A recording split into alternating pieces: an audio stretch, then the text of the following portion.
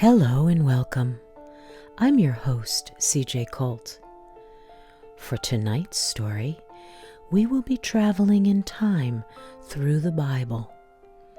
So relax and let's get started with In the Beginning. Have you ever wondered how this marvelous world came to be? Who made all the stars, the earth, and the water in the sea? Who thought of making all the many animals, fishes, and birds? Who made the brown earth in which our food grows, and the trees and their fruits? And who put man in this wonderful world and gave him eyes to see it? And who arranged the food for every insect, bird, and fish? At first there was no earth, no sky, no trees, no people, or any animals. There was only a great mass of water and clouds without any shape. All was black and empty, and nothing could be seen. Then God spoke. The first thing he said was, "Let light come." At once light came, and God saw that it was good. The light was separated from darkness, and God called the light day. He called the darkness night. That was the first day of all. On the second day, God said, "Let there be a space between the waters." This space God called heaven, and underneath was nothing but water. On the third day, God said, "Let the waters underneath be gathered together into oceans so that dry land appears." And that is what happened. God called the dry land earth, and the waters which were gathered together in the places he called seas. On that day, God also said, "Let grass and plants and trees appear with all kinds of fruit, and let them all have seeds so that more can grow." God saw it, and he was pleased with his work. On the fourth day, God said, "Let there be lights in the heavens to make days and nights and years." Then God made the great sun to shine on the earth and bring warmth to its surface by day. He made the moon to give a soft light by night. On the fifth day, God said, "Let all kinds of creatures come." The seas began to fill with colorful fish and creatures of all shapes and sizes. In the air, many kinds of birds, great and small, began to fly. On the land came creatures that crawled and crept, that ran and jumped, and climbed and burrowed into the earth. God saw it all, and he knew it was good. On the sixth and last day that God worked, he made something else very wonderful. He said, "Let us make someone like ourselves, someone special who can think and understand and speak, someone to look after the animals and all the plants. Let us make someone with whom we can talk, someone different from all the other creatures." And this is what God did. From the dust of the ground, he formed a man's body, and then he breathed into him the breath of life. He called the man Adam. Then God put the man to live in a lovely garden he had planted. Adam was told to look after it and tend it. The Lord God also brought all the animals and birds to the man to see what he would call them. So Adam gave them all names. Then God said, "It is not good for Adam to be by himself. I will make another person to be with him, to help him." So God caused a deep sleep to fall on Adam, and while he was asleep, he removed one of Adam's ribs and made a beautiful woman from it. Then God brought the woman he had made to the man, and Adam was so pleased and surprised. He exclaimed, "She is part of me. We are made for each other." And Adam called the woman Eve. Adam and Eve were happy together, and so God had finished making everything, from the heavens to the beautiful garden where the man and his wife were to live. God looked at everything, and there was nothing wrong with it. All he made was very good. On the seventh day, God rested from all his work of creation. The garden where Adam and Eve lived was very much indeed beautiful. There were pretty flowers and fine trees growing there, full of all kinds of delicious fruits. Adam and Eve walked barefoot over grass, enjoying the sweet-smelling plants. There was nothing to hurt them in the garden. They were never cross, nor did they quarrel with each other. Neither did they become ill or feel cold. Around them, the animals romped and played, and the birds sang together. Every creature was completely happy. There were no harmful plants, no fierce beasts, or biting insects. In the garden, God planted also the tree of life and the tree of knowledge of good and evil. Rivers ran through this garden, and gold and precious stones were to be found there too. In the evenings, the Lord God came to talk with Adam and his wife. "You may eat the fruits from any tree in the garden except one. That one is called the tree of knowledge of good and evil. You must not eat the fruit of that tree.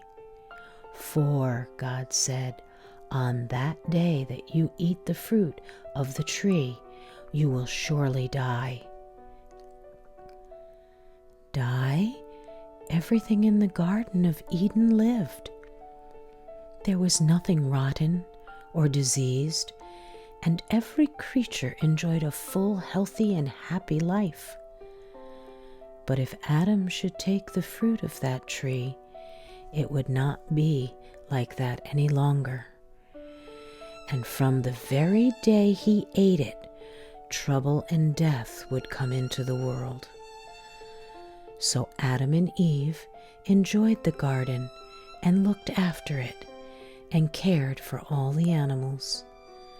At that time, there was one creature God had made who was especially cunning and clever. It was a serpent. He came to Eve and talked with her. He talked about the trees in the garden.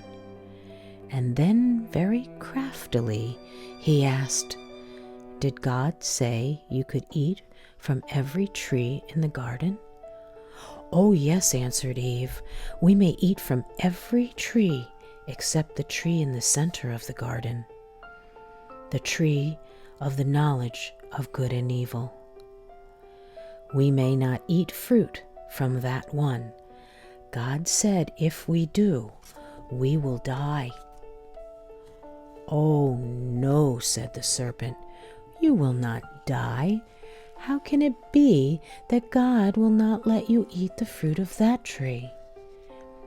"It is because God knows that fruit would bring you understanding.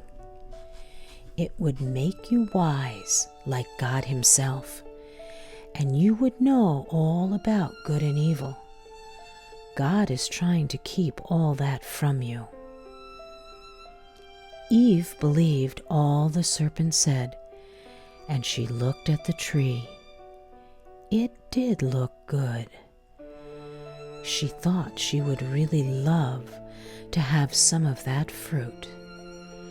The more she looked, the more desirable it became. How fresh and lovely it was. Besides, she thought, how clever she would become. "Go on," urged the serpent. "Try it." Should she? Why not?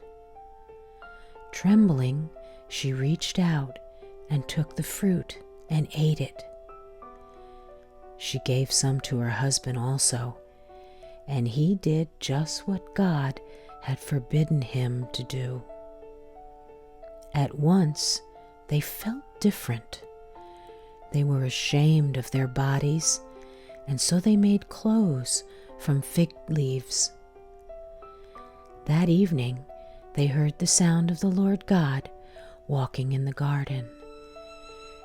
They tried to hide themselves away from Him and from His presence. "Where are you, Adam?" the Lord called. Adam answered, "I heard you coming. I hid myself among the trees. I was afraid. I feel naked and ashamed now." Then God demanded, "Why do you feel like that? What have you done? Have you eaten fruit from the tree I told you not to touch?" Adam felt guilty.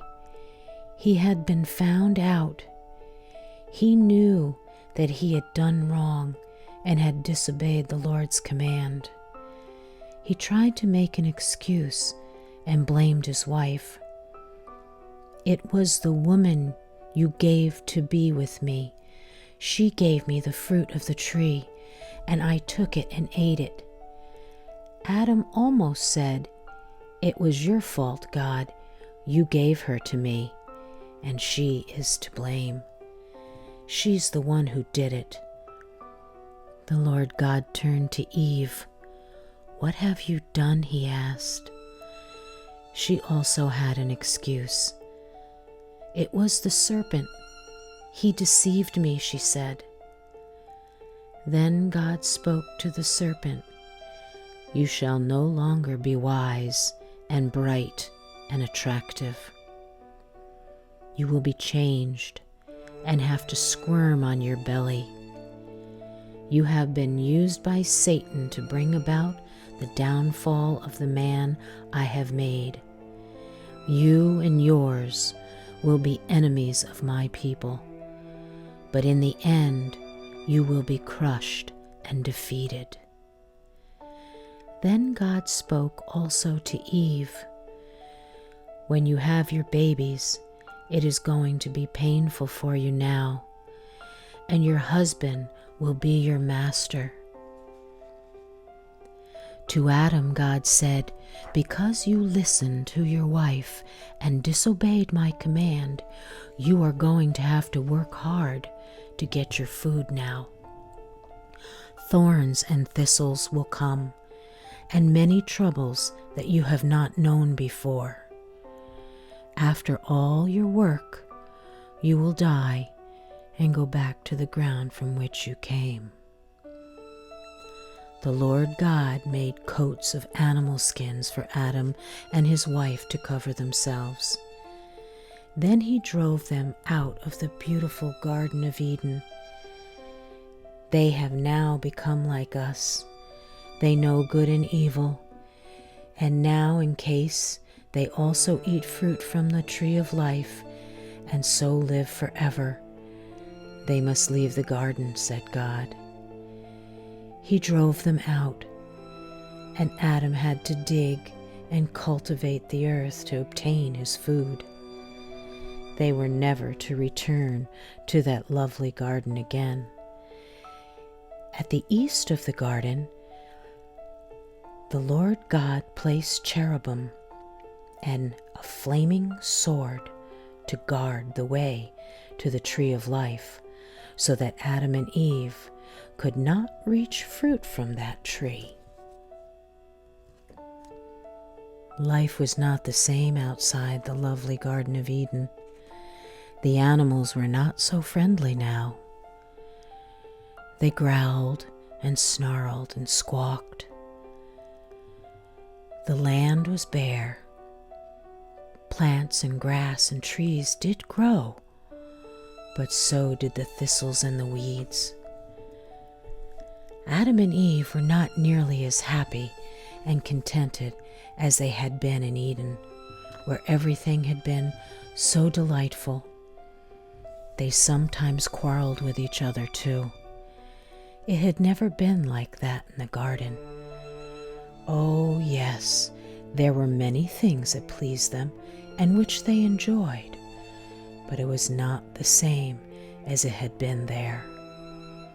Life was hard now.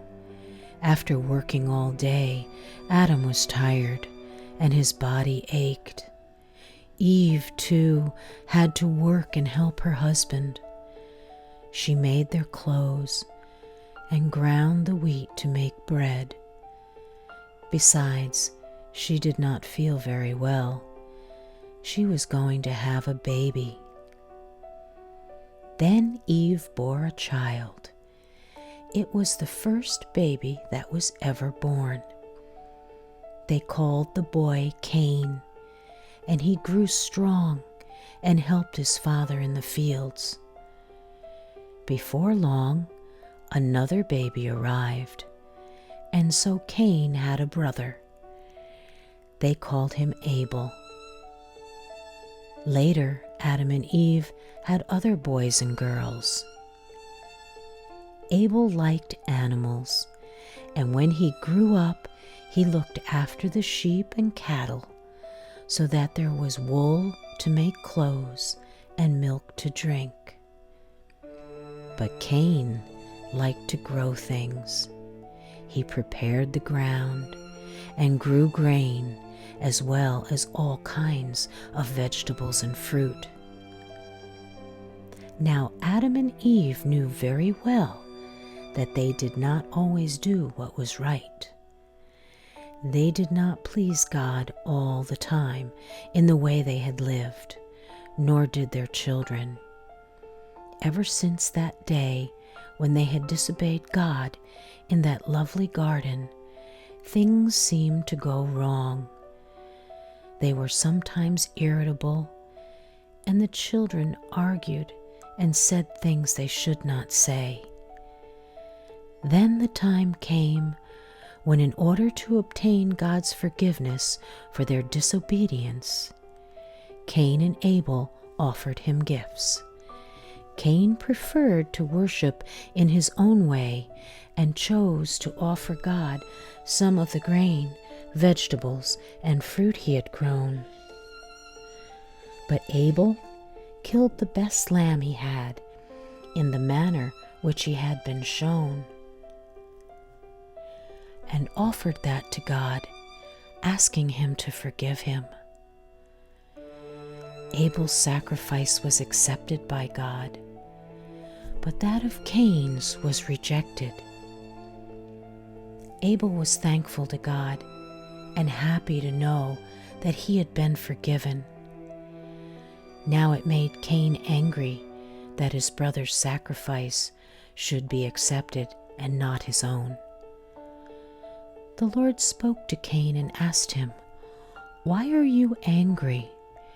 If you would worship rightly, you would be happy."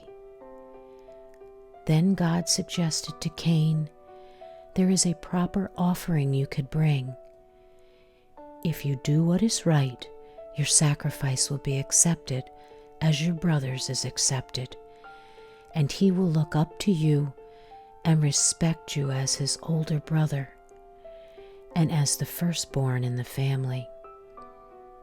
But Cain did not worship as he had been taught. People who do not obey God become very unhappy. They begin to have bad feelings about God and about other people too. Cain felt bitter towards his brother Abel and picked a quarrel with him. He began to hate his brother and to have resentment in his heart towards Abel. One day, Cain became so angry with him that he struck Abel a mighty blow and so killed his brother. He lay on the ground dead.